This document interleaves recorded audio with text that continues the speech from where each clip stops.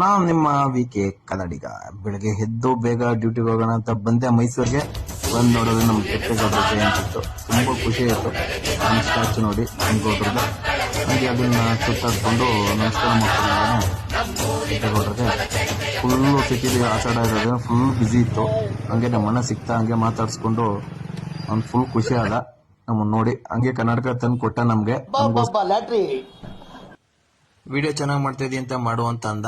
ಇನ್ನು ಬೇಕು ಏನೋ ಅಂತ ಅಂದ. ಹಾಗೆ ಒಂದು ರೈಡ್ ಅದೇನ್ ಬೇಕು ಅಂತ ನನ್ಗಂತೂ ಗೊತ್ತಿಲ್ಲ.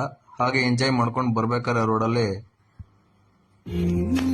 ಸ್ವಲ್ಪ ಯಾರನ್ನೋ ನೋಡಿದೆ. ತುಂಬಾ ಖುಷಿ ಆಯ್ತು. ಅವ್ರನ್ನ ಮಾತಾಡ್ಸಕ್ಕೆ ಅಂತ ನೋಡಿದೆ, ಬಟ್ ಅವ್ರ ಏನ್ ಮಾತಾಡ್ತಾರೆ ನಂಗಂತೂ ಗೊತ್ತಾಗ್ಲಿಲ್ಲ.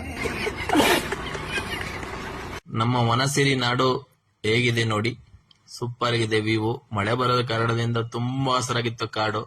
ಆದ್ರೆ ಯಾವ ಪ್ರಾಣಿನೂ ಸಿಗ್ಲಿಲ್ಲ. ಅಲ್ಲೇ ಒಂದು ಆಕ್ಸಿಡೆಂಟ್ ಆಗಿತ್ತು ನಮ್ ರೋಡಲ್ಲೇ. ಹಾಗೆ ಸ್ವಲ್ಪ ಹೆಲ್ಪ್ ಮಾಡೋಣ ಅಂದ್ಬಿಟ್ಟು ಹೆಲ್ಪ್ ಮಾಡಿಕೊಟ್ಟು ಕೊನೆಗೂ ಗಾಡಿ ತೆಗೆದು ಮೇಲ್ಗಡೆ. ಹಂಗೆ ಮಳೆ ಬರ್ತಿತ್ತು.